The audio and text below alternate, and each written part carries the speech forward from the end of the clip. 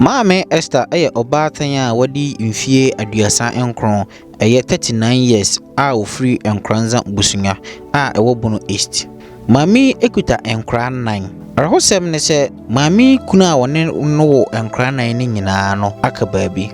Mami adwuma na woya ne se sebi na woton aduane banku ewo kwan ho na watimi anya sika de ahwe ne mma enan ya wone ne kuna waka baabi ewo won. Mami chiremu a sora na wako Christ Apostolic Church CAC. Mami chiremu a enche bia ena ne nan ehya tutu no te se ne wanya malaria no na wako hospital. Oko hospital no osanso eba fie ama doctors for man ndro. Obedru fie anche bia na ohun se ne nan no asase bonfunfunya.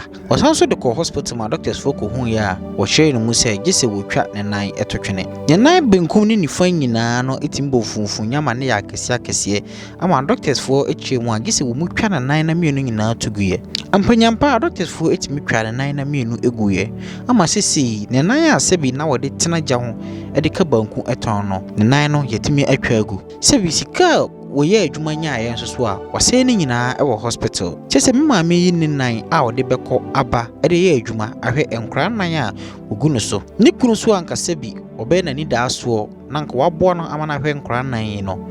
Ni kunu enso so atimi akabaabi. Sesei asemi atimi akwakoye arahosem se maame yi ba panyi a sebi wo mfie du enwotwe 18 years a wo JSS 3 afi nanka obeko SHS no wono na wosori anopa papa na odware ne maame aye aduane ama ninua enketo a wo na chi nyina ahwe se ne maame ayoke na wagya ne maame ho akosku na opun school so a wasanso aba behwe ne maame abofra a wo 18 years nsusu a obetwero exams intina akwakoya rohosem pa ye ede ama ye me maame Esther ene ne mai sese asetina mu ayedin ede ama abusuan sese nipa baako a otimiko eba ene ne ba wodi mfie dunwotwe adwuma bia no ha ne bayiye ne ba yin so eco school hwan ne betu abofra school fees ama no na akwakoya rohosem me maame Esther ene ne mannan yi esu fra yense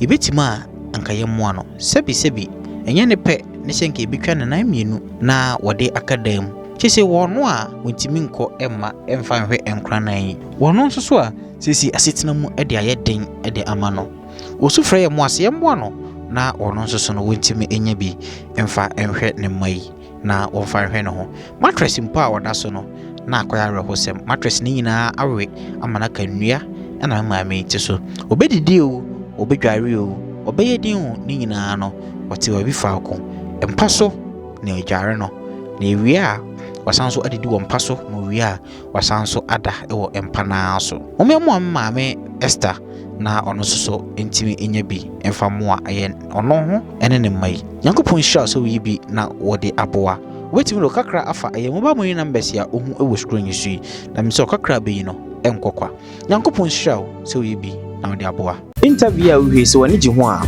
bo modi aso beko YouTube no search for Bonesman TV like it subscribe it subscribe na so a adoma keto e beba nchen na waboso na select all na ade bia de betu bia no wonsa atimi akabi bo modi aso besanso a share alright Busunya mama nyina akwaba enfamra aye the Bonesman TV media the Bonesman and then your first time I hear interview so make sure say oba like wa share na wa follow yen on social media handles na aye Bonesman TV Busunya ma chinchin minkuro ne minkura ase chinchin ya na ene media be pim ewo aye Nkoranza crew ba kwa aye friend no aye Busunya na me ma ba ko bi o ha me na ba twetwe enkomo na ono so sebi ne a ha no na ne o komu no ne na di nkomo na yeso emmo bia betim bia no ye de aboa no enti mi ma me wo ha ye na ba twetwe enkomo enti o hen sha se ma me etisen ba che na ba che frozen te frame sa Esther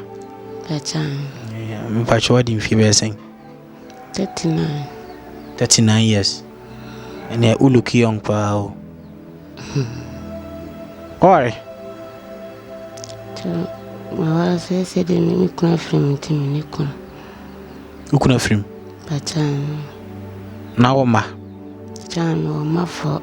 O mafo. Bachan. Tu kuna film one, na hwe nkran. One Okay, sorry. Chan kwasara. Okay, sorry. CAC. Okay, sorry, CAC. Chan. I don't know, we didn't know how, I didn't buy. So me nani de started to say malaria no. Ya na o kwa ye bi ba mbe na wode me. Ti ade chia no pa no. O anadwo mo de me ko doctor ade chia na me na hu nyina. Ate so mo hwie so hia gu no. Te sha se papa na ye kuro. Ye kuro no de be 3 days time na ma pro. To me de me ko doctor na doctor say wan twa nya de amenya nkwa. Na doctor twitwae.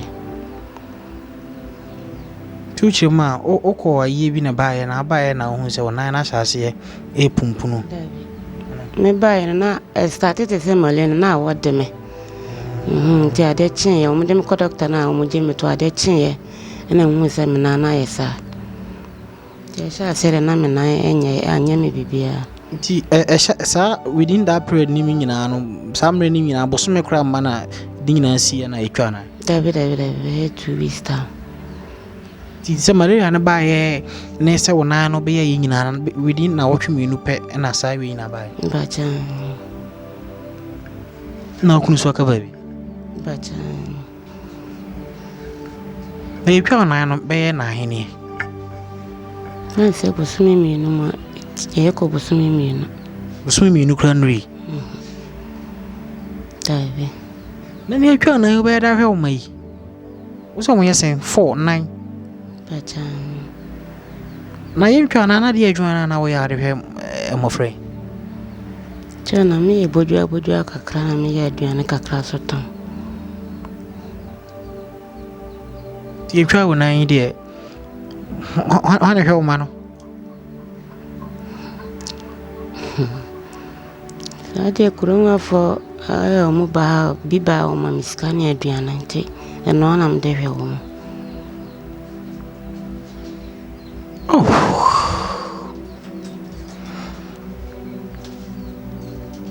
Tibe busumi meka se ko busumi enu mu ani atwa na asisi untimi nantibim Me bacha. na o be dware o be don na wo si den dware Bacha me ba ni dware me keta so. Twitwi sem na dware me na o de boro ba pepa. dware wo ha ya Bacha. wi an wasan da ha ya Bacha. wa panyin wo mfie sen 18 years. 18 years no ko school Bacha. o classing Jojina form 3. o form 3 Bacha. ti o si den ka sa adwuma mienu we bom o ma o school ndi okode Bacha. ti anopa odware wie na owie ni bibibia obehwe adware wa wie ahwese wadi dia ansa na wasan ko school. Bacha ye bibia wi ansa na akọ.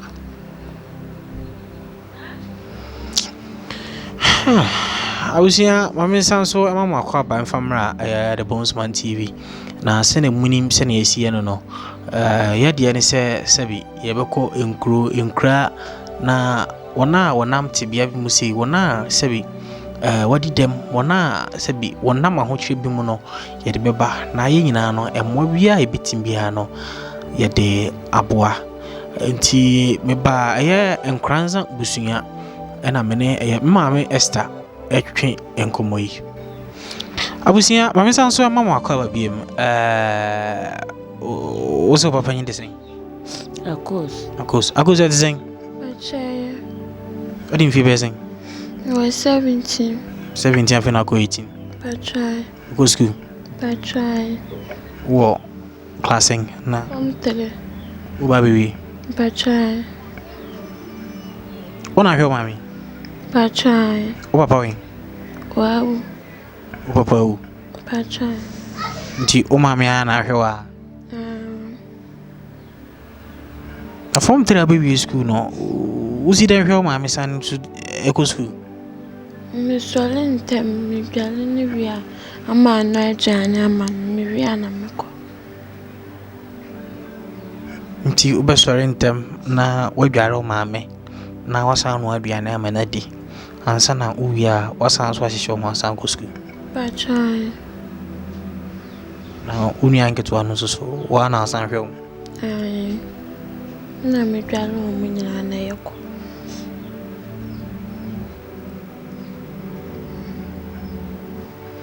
Oh, abusia.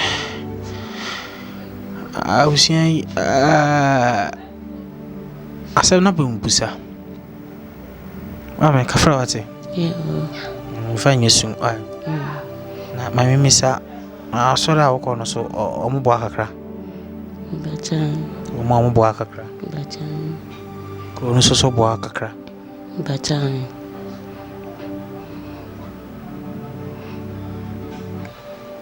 Tisi wonana a omotwa no omse omo bema wo artificial ma washa na se omotwa wi ene no hanu. Nti bo omotwa wi aye omma wo artificial na nka washe.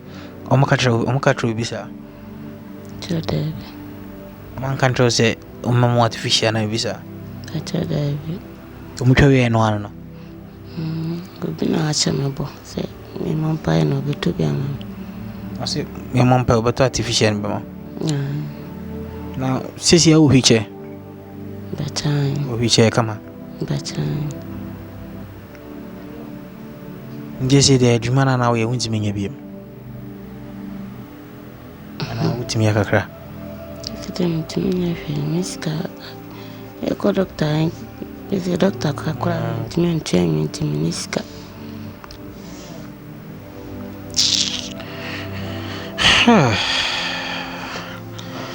Ausia nche bia adwuma di no ebesi.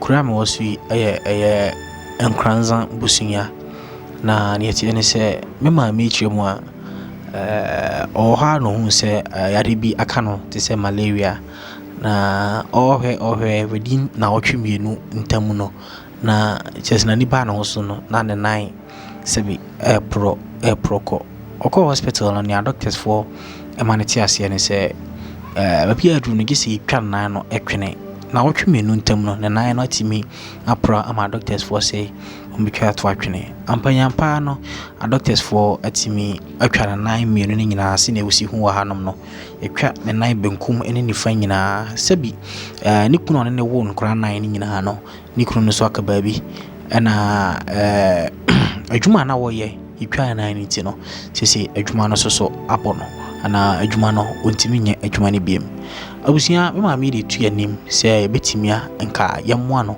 na ontimi enya mmoa kakra na wonfa hwe eye ne mai ne bapanyi a ono so sebi okọ eye JHS a nche beko SHS no ono na osore ahomache na wayesa adwuma we nyina wadware na maame adware nkra mensa aka akire no na wono aduane e de ama wo nyina ansa na ono so beko school a wako akesa kwa ro hosem ye pa tiabusia we de ye tumanim se mo nyina ye moa kankana moa ya ye ben hanom no mo nyina ye moa na yentimi empemmoa emfama ye me maame Esther na ontimi enye na mambisa u situation ba yi mo so use light u sent your light be Bachan.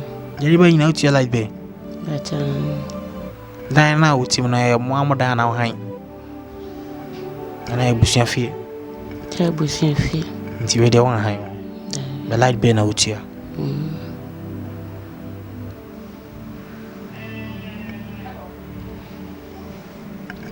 also bande say of course shedding what Bachan. I know usu Anya bibia. bibia raho Ebi. kafra wate Yeah. hausia me de dwuma de nyina esi ahanom menim se emrepa mu no ye besan ba ha na ye de anagisem na bebre eye abusua yi yakopon shaw se oje ebre na ohwe sa interview makra mu nyina bye bye.